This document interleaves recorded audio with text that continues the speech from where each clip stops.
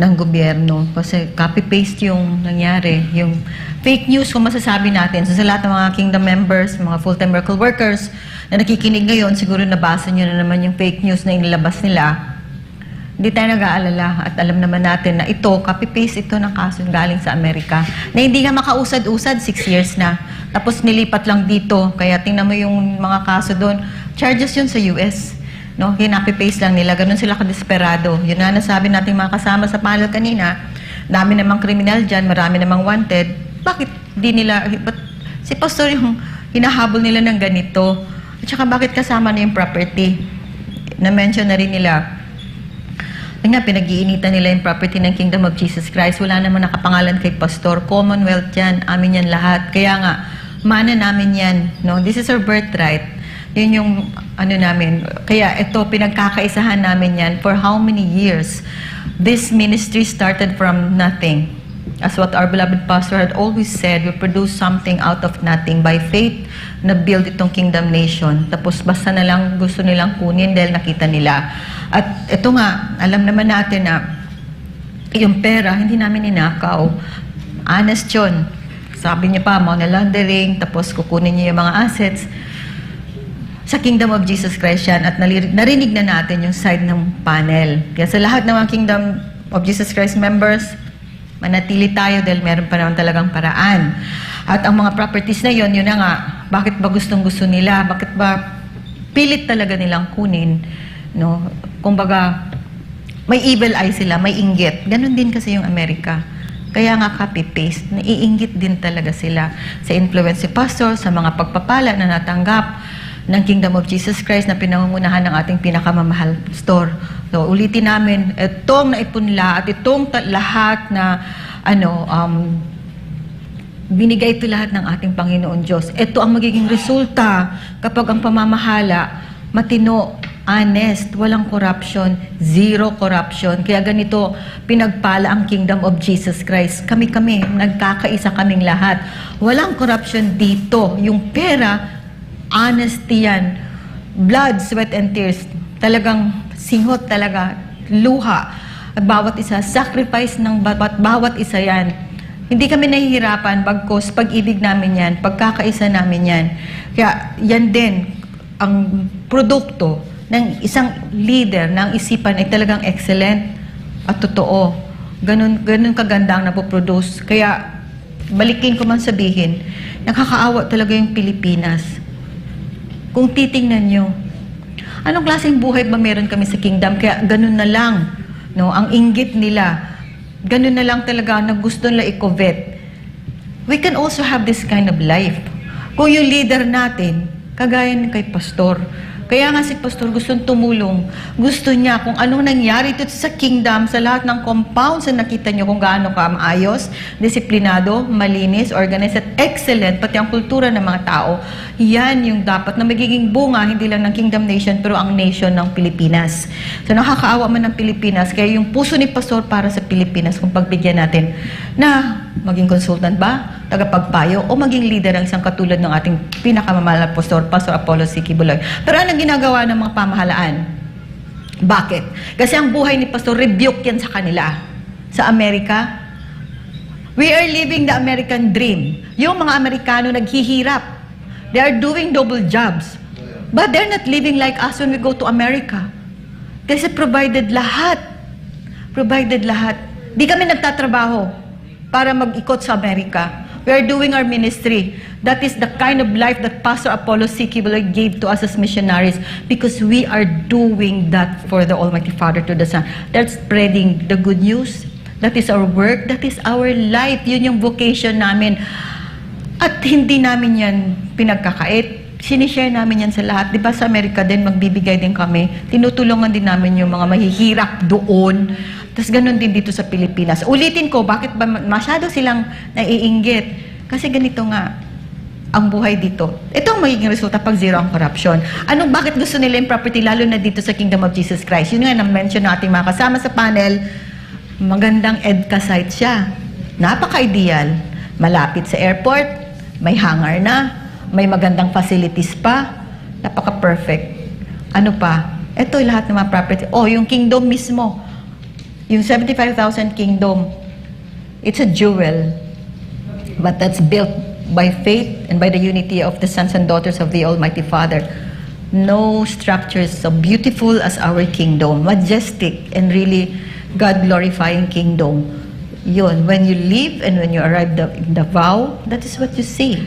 Kaya yun ang nakikita nila, kaya gustong-gusto nila yan. Gusto nyo kunin yung basta-basta na lang na ganon, mag-i-invade na lang kayo sa lugar namin, basta kunin nyo na lang, na pinaghirapan namin. And that is why, sanabi nga natin mga kasamahan, nagkausap kami, we will stay here, we will stand our ground, we will protect what the Almighty Father has given to us. Hindi nyo makukuha yan. Dahil there is a God in heaven. Kung di man namin makuha ang hustisya dito, may Diyos sa langit na nakatingin. And then you will see, you will witness what the Almighty Father will do in our midst. Because hindi kailanman manaig ang kasamaan sa kabutihan. Kaya nagpapasalamat tayo sa lahat mga ginagamit ng ating dakilang Ama na ito, sumusuporta, lahat na talagang nagsusupport, na mag-guard, kahit ang I am an elect Davao, si Mong Asis Ulamit, di ba, kanina nananawagan na tayo sa mga general, sa mga talagang naniniwala pa na meron pang hustisya at may pag-asa pa yung ating bansa no, na makisa. So, also the Muslim brothers, they also provide security for the KOJC if we need it. So, maraming salamat in behalf of the Kingdom of Jesus Christ sa lahat sa amin. Taos puso kami nagpapasalamat sa lahat ng sumusuporta, sa lahat ng tumutulong. Mananatili kami kasi alam namin ang katotohanan at alam din namin kung ano yung buhay na meron kami. Kaya hindi namin yan kayang ipagpalit, no, para lang dito sa pansamantala lang itong kasamaan na to. Because hindi talaga siya mananatili. So, nagpapasalamat kami na itong aming natanggap, pure, malinis yung pera, hindi ito dirty money, malinis ito, galing ito sa pagkakaisa ng bawat isa, dahil ang pinangungunahan ito ng ating pinakamamala pastor at ito yung na-build niya. Kaya nalang ganon kainggit, ganon kagalit. Sino bang magagalit sa anak ng Diyos? Anak din ng mga demonyo. Kaya ito na, this is a spiritual battle. That is why we do not rely, no, on weapons. Totoo, wala kaming armas na physical. But this is a spiritual battle, and no weapon formed against us will prosper, and every tongue that shall rise against us in judgment, thou shalt condemn. Kaya, this has gone beyond. This has gone beyond the physical, political.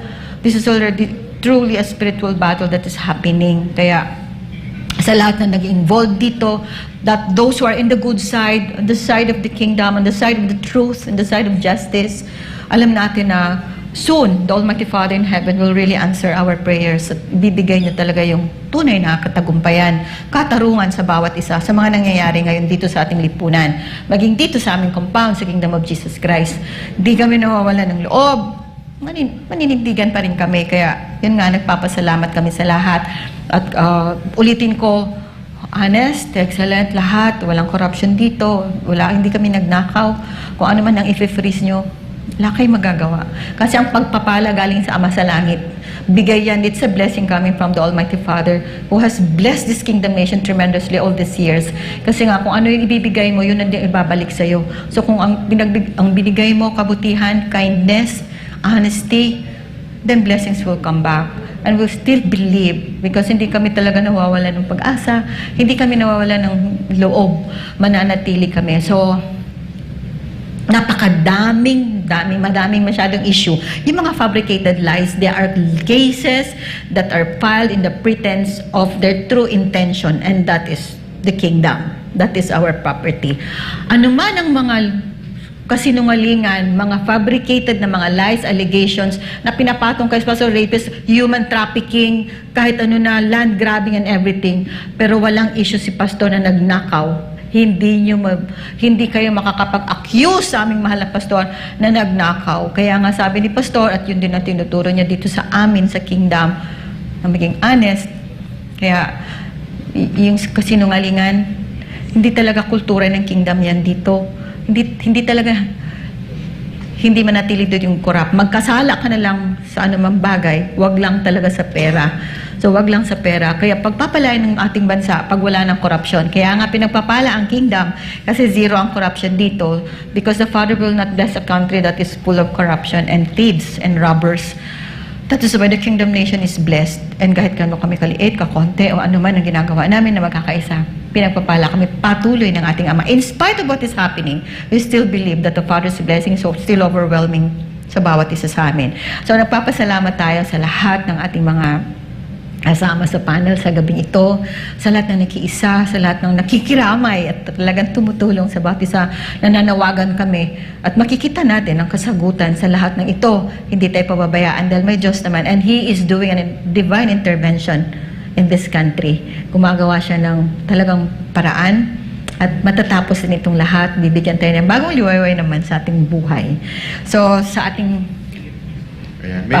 May tanong lang po ako kasi di ba paulit-ulit po nating nananawagan ng people power. May dalawa lang po akong tanong na paulit-ulit din sinasabi dito ng mga netizen. One, kung hindi naman kami taga KOJC, ano ang dahilan para kami ay sumama, tumulong at makiisa? Pangalawa, gusto na namin mag-people power. Ano po ba ang aming pwedeng gawin at tulong? Pwede po kahit sa inyo sa panel ang sumagot. Magandang tanong yan, ano? Ang issue ng Kingdom of Jesus Christ na ginagamitan ng batas, pulis at state terrorism bilang abusado at ala diktadura na paghahari ni Marcos Jr.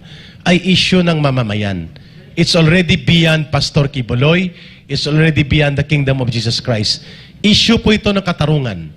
Kung ang Pangulo ng bansa na siyang dapat nangangalaga sa batas, nagpapatupad ng batas at nangunguna sa pagprotekta ng mga inosenteng sibilyan, kabataan, kababaihan at manggagawa sa simbahan ng Kingdom of Jesus Christ ay siyang unang lumalabag sa mga batas na ito, walang dahilan na hindi niya gawin ito sa iba pang bahagi ng lipunan at mamamayan.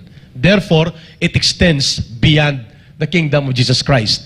Pangalawa, ang pagiging abusado ng mga pulis, ang hindi pagrespeto sa batas, ay dahil kinukonsinti at kinukumpasa ng Pangulo ng Bansa. Ang abuso at ang paglapastangan sa batas na ginagawa ng Pangulo ng Bansa is an indicator of failure of leadership. Therefore, it's an issue of the people. Failure to govern and failure of leadership.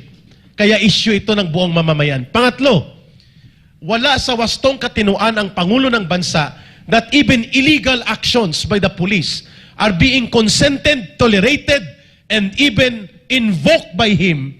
Therefore, it becomes a question of his capacity to govern morally and competently. Kaya issue yan ng taong bayan. Simbolo lamang ang Kingdom of Jesus Christ. Nagkataon lang na dito ito nangyari kay Pastor Quiboloy. Eric. Kaya ano mga dapat gawin, Sir Jay? Ito, Okay. unang-una, nagpapasalamat po kami na ang mismong mga graduate ng PMA ay nagkaisa, no? Para once and for all, ay harapin itong problema ng corruption sa Pilipinas ngayon. As a matter of fact, yung kanilang manifesto against corruption, particularly natumbok po ito o na-trigger ito dahil doon sa flood control, no?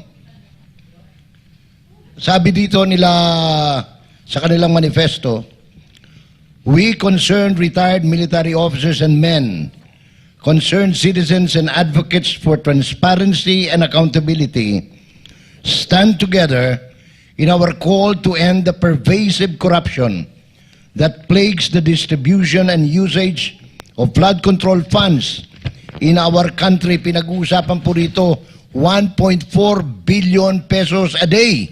No?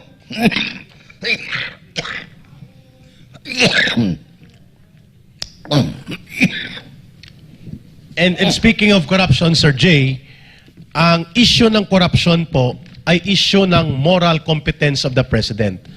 At ang sinasabi dito, yung 1.4 billion pesos na budget na ito ay limpak-limpak na salaping nagdudulot sana ng kabutihan sa kagutuman, kahirapan at kawalan ng trabaho ay napupunta sa bulsa at kapakinabangan ng mga kurakot na politikong inaalagaan ni Marcos.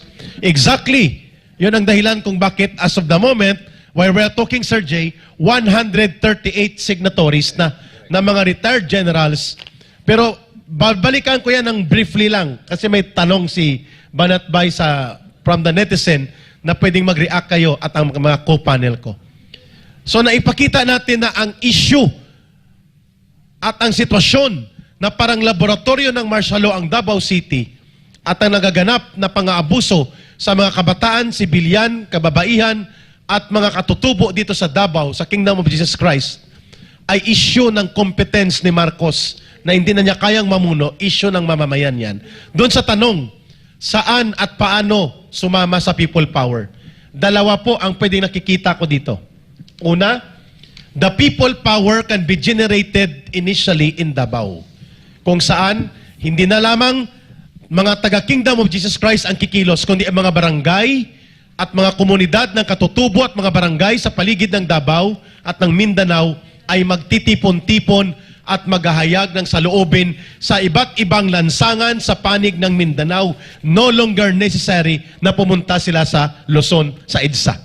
Ibig sabihin po, as a form of solidarity and sympathy, they can go out in their areas, in their public plaza, every afternoon, 6 o'clock, magkaroon ng symbolic prayer and solidarity, candle lighting, noise barrage, whatever form, in solidarity to the Davao City situation na ginagawang laboratorio ng Martial Law Part 2. Number 2, habang lumalawak ang people power protest sa Mindanao, pwede pong kalampagin si Marcos sa Manila.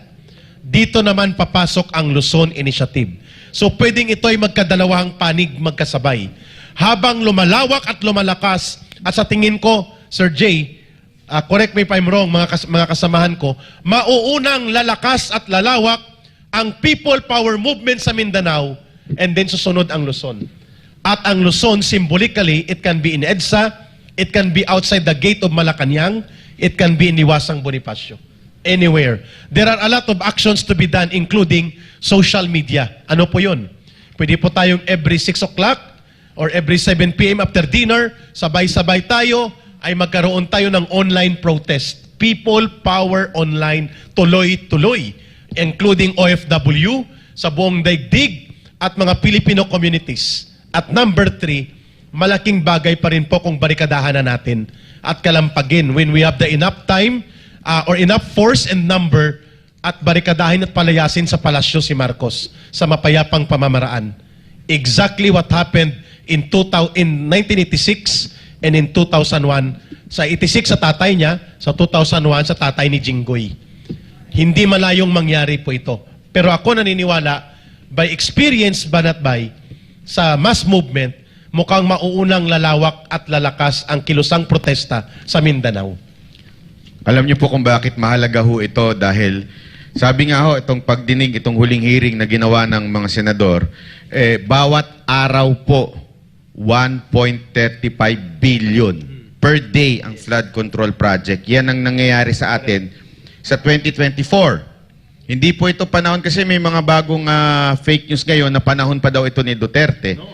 Noong 2023, 1.079 billion per day.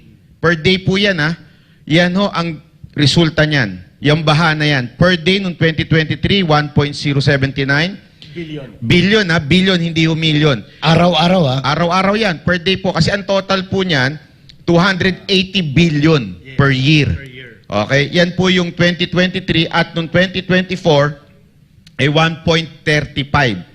So habang tumatagal, pataas ng pataas ang nauubos na pera ng bawat Pilipino.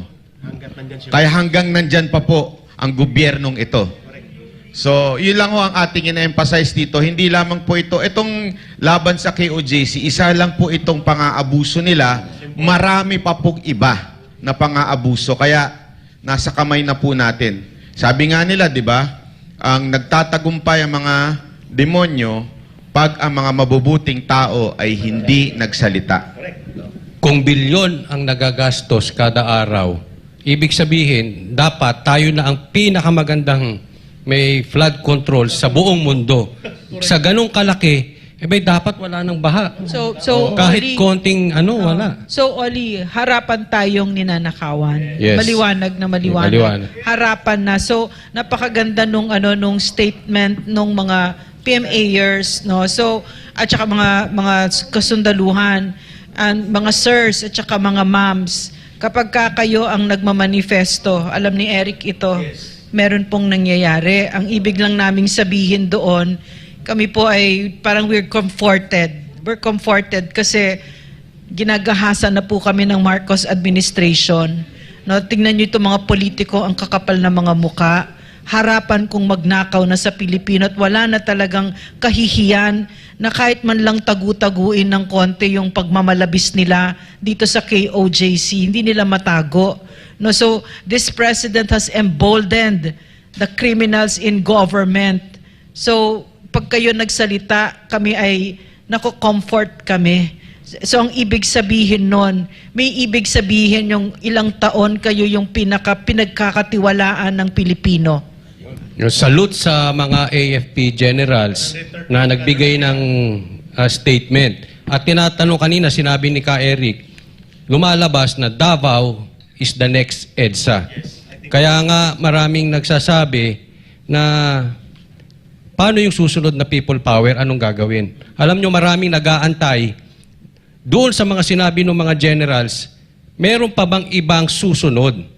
Dapat siguro yung iba pa magsalita na, magbigay ng statement, mapa-pulis, mapa-sundalo, mapa-generals, kung ano man ang posisyon, mapa-politiko, magbigay na po tayo ng statement para umikot na po ito at magsimula na po sa mga matataas sa posisyon. At sa lahat po, kahit po yung mga manunood, mga netizens, bigay na po tayo ng statement. I-post lang nila sa kanilang social media. Magingay kayo. Huwag kayong mahiya. Sapagkat pag nahiya kayo, mananatili itong mga demonyo ito. Sabi nga ni Banat Bay, taon-taon tumataas yung kinukurakong nila dyan sa flood control projects na yan. Taon-taon din yung baha sa Pilipinas, palaki na rin ang palaki. Ngayon, itong KOJC, wala itong ninakaw sa taong bayan. Walang ninakaw to sa gobyerno. Walang hiningi to sa gobyerno. Actually, sila pa nga yung tumutulong sa gobyerno. Unang-una, doon sa insurgency. Malaki ang naitulong nila. Kaya maraming mga nagbalik loob na mga kadre dito sa ating sa gobyerno. Kaya sana ang hinaharas natin sa mga kapulisan, ang iharas ninyo yung mga nagnanakaw sa taong bayan. Yun ang harasin ninyo. Hindi itong mga matitinong tao na nandito sa loob ng compound ng Kingdom of Jesus Christ. Tapos merong pang bagong balita ngayon, no? I read it, na government is considering new taxes if revenue collection falls short. So bitin pa sila yung pagnanakaw nitong mga ito. No? Dadagdagan pa nila yung pangungupit sa atin. At ito pa ang malala. Beyond dito sa laboratorio ng martial law sa Kingdom of Jesus Christ na ginagawa ni Marcos, first time after 10 years, sumirit ang inflation ng todo-todo. Ang ibig sabihin po, the highest food prices, pagkain, bigas, presyo ng kuryente, presyo ng tubig, matrikula, at mga bilihin, gamot, nangyari po under sa kanya. Ano po ang indication yan? Indication po yan ng total failure of leadership. Ang kanyang pagiging laboratorio ang Davao, ito yung taktika ng ignore and divert. Ini-ignore niya ang problema at dinadivert papunta sa KOJC.